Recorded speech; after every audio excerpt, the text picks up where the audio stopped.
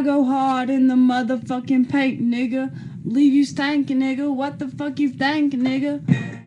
Jesus Christ. From what I've seen, other races do not have a problem introducing themselves to new hobbies, ideas, interests, music, sometimes to a fault, but for some reason blacks do, and I am sick of it.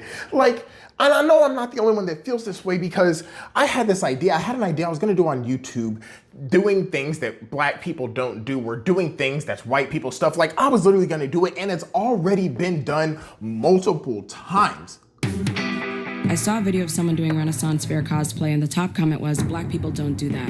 Well, challenge accepted, because I'm on a mission to try everything I've been told black people don't do. Hashtag representation. I saw a video of people line dancing, and the top comment was, "Black people don't do that." Well, I saw a video of people touring a haunted house, and the top comment was, "Black people don't." I saw a TikTok of a couple walking barefoot through LA, and I saw a TikTok of people doing live action role play, and I saw a TikTok of people at a rodeo, and I saw a video of people swimming. Renaissance Fair, walking barefoot, haunted houses, kissing dogs on the mouth, doing weird esports. There's a lot of different things that people have said black people don't do.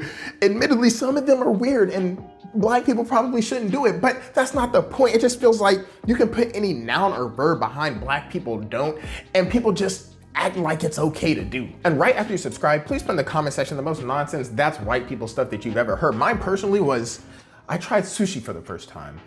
Oh my goodness, I was just trying to branch out of my comfort zone. Tell me why somebody said eating raw fish, that's white people stuff. First of all, it's an Asian cuisine. Second of all, I hate you. Like, I truly just hate you. Like, what even puts that in your head to say? And like, if you take the things I'm actually interested in, like being outdoors, hiking, running, thank God running became a trendy thing. Or, oh my goodness, my identity would be in shambles. Like, it just feels like if your interests don't perfectly align with what's in this stereotypical box, they just come for you. They would have me out here looking like this man Harrison. I'm a 35-year-old white man. Harrison, born Antoine Smalls, has transracial identity. One day he said, "Call me Harrison." I said, "Who's that?" He said, "Me." Do you believe that he is a white man? I mean, he isn't. It's been pretty hard. My family just doesn't get it. You know, I try to get them to go out with me, go on walks, go to the farmer's market, chat with people, but yeah.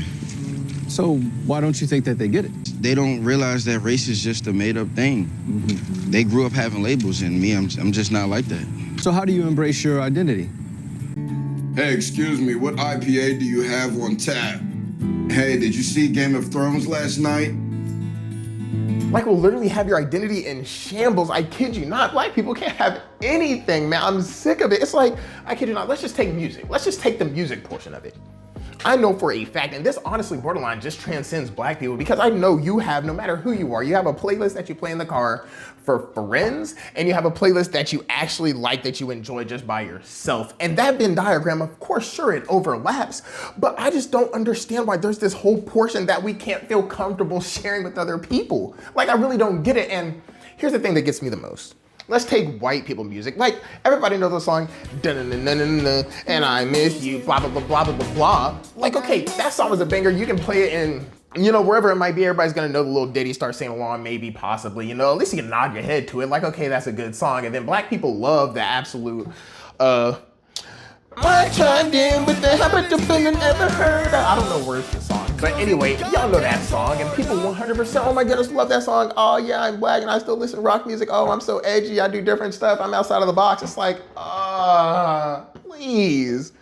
please do something different. I kid you not. Like, for me recently, I wouldn't say recently, it was a few years ago, but Olivia Rodrigo came out with that song about breaking up with the guy, or she was like, "Good for you, you're happy and healthy, not me. If you ever," like, that song is truly a banger. Like, what do you want from me? But I can't get caught playing that around my friends. I would be in shambles. They'd roast me up. I would be in shambles. You can't do that. It's just like, why though? Why? And it's like more than just songs like that. Like, let's even take R&B, for example. The roots of R&B are so closely intertwined with black people, it's so hard to separate them. Okay, great. Please try just different R&B songs, like different genre, like subsets of R&B in itself.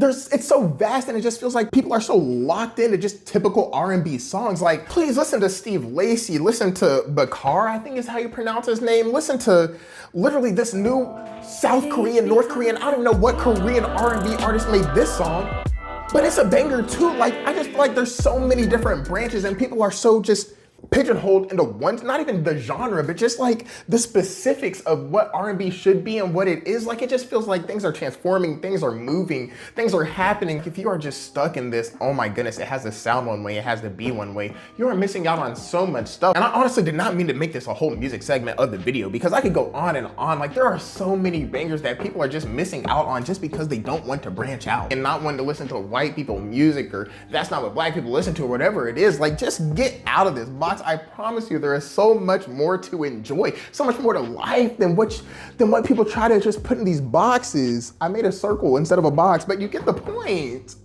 But anyway, I'm just so sick of just the other aspects of life, the other aspects of blackness that are just ignored, that are neglected, that are chastised just because it doesn't fit into the stereotypical box. But nonetheless, growing up, I remember like my first experiences with this, I kid you not, I was going to my brother's basketball game and I was a nerdy guy, surprise, surprise. I did play sports in high school. Like, I wasn't a complete, stupid nerd. There's a highlight of me on YouTube going crazy in a football game. I say going crazy, but it's literally just one highlight. I don't know who posted it. But anyway, there's a highlight of me doing that. I wasn't a completely nerdy guy. And I went to my brother's basketball game and somebody asked me, they said, oh my goodness, do you want to go to the league like your brother? And I was like, in my head, I'm thinking, I don't want to hoop and I don't want to rap. Like, I don't want to do any of that. I'm literally just trying to be an engineer. Like, it seems interesting. Like, it just seems interesting to me. I like math, things like that. And I kid you not, they looked at me like I was insane. And I'm like, what? Like, why is that a problem? Like, do we have beef now? I don't want to hoop. But it's just things like that. And it all comes full circle for me. Like, even in those past video clips that I showed, the one that stood out to me the most about things black people don't do is the cosplay and the LARPing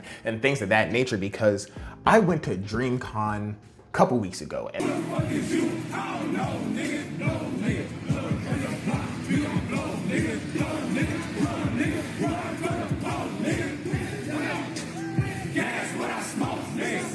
Thank God for DreamCon. Thank you, RDC and the rest of them, for putting it together, because it's like honestly so inspiring. Seeing a bunch of black people in that space thriving. And if you know what DreamCon is, it's like an anime kind of gaming convention, whatever it may be. And it's literally just has all kinds of black people being themselves. And the environment is just so inclusive, so wholesome. People are literally just out there frolicking, gallivanting, living their lives, doing not whatever they want, but it's just like truly just giving their own expression of the things they like, and you can't beat it. You truly can't.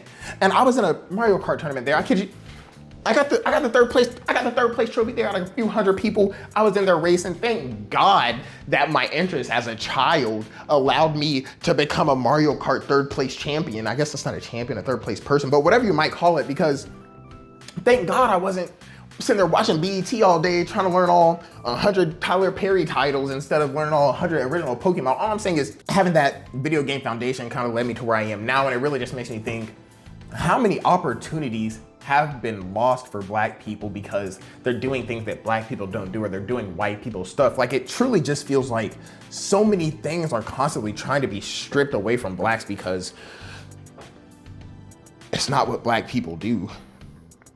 But nonetheless, that's not the point. All I'm saying is I was happy I went to DreamCon because it kind of just shows that blackness is so much more than just what you typically see. Like, people were walking around there as Cookie Monster, as G.I. Joes or Power Rangers, or whatever it is, different anime characters. I went to an evil laugh competition.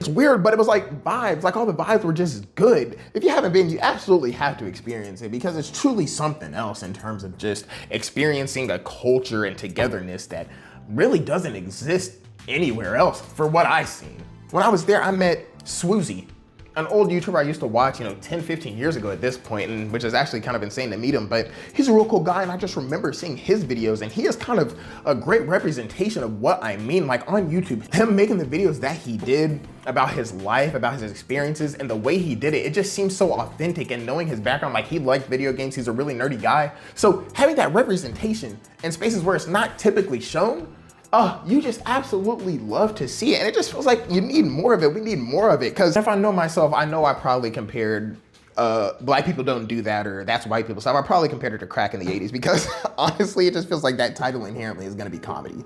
But it just makes me think how many doctors, lawyers, engineers, like how many black people wanted to be these things but didn't just because studying and paying attention in school wasn't black people stuff, or it was white people stuff, or whatever it may be, because it's just sick. You can literally, from what I've heard, just put any noun or verb behind black people don't, and people just run with it, acting like black people aren't supposed to do it. And it's just like, bro, what are we doing here?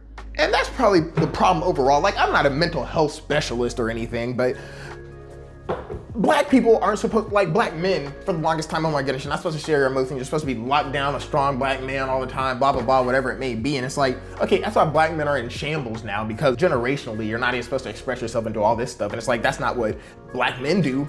That's soft stuff, really, because you're not supposed to be doing that kind of stuff. And it's like, that stuff is harmful at a certain point. Like, it's like, what are we talking about here? Are we supposed to not show our emotions in 2025 because that's not what we're supposed to be doing? No. It's like, no, we're gonna evolve. There's way more to being a man than bottling up emotions. Just like there's way more to being black than there is hip hop music and R&B. Like, it's just so limiting. It just feels like a limiting mindset to have a lot of the times, which is why I, for one, am finna be done subscribing to it.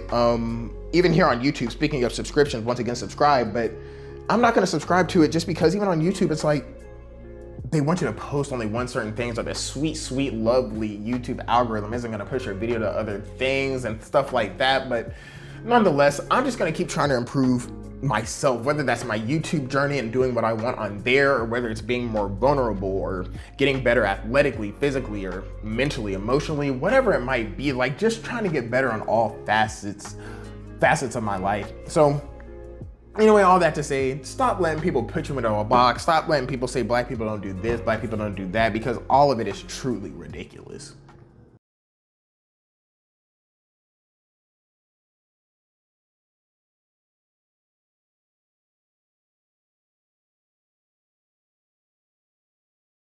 And for the post-credit part of this video, I just want to talk about Crack in the 80s and Snowfall mostly, because that show absolutely, man, I can't believe she is public enemy number one. I can't believe she absolutely scammed her son like that. After all this man did grinding to get to where he got to, this man almost made it out. Like, she's the Fed, she's the ops. But honestly, whatever. It's kind of understandable, her motives. Oh my goodness, she didn't like who her son became, all that good stuff. But bro, what? Like, it broke my heart. Seeing this man side of the street, an alcoholic, just like his dad was, and the cycle continued, the cycle repeated. Like, honestly, thematically, it fit. Emotionally, I hated it, but that's neither here nor there. Stay safe out there, y'all.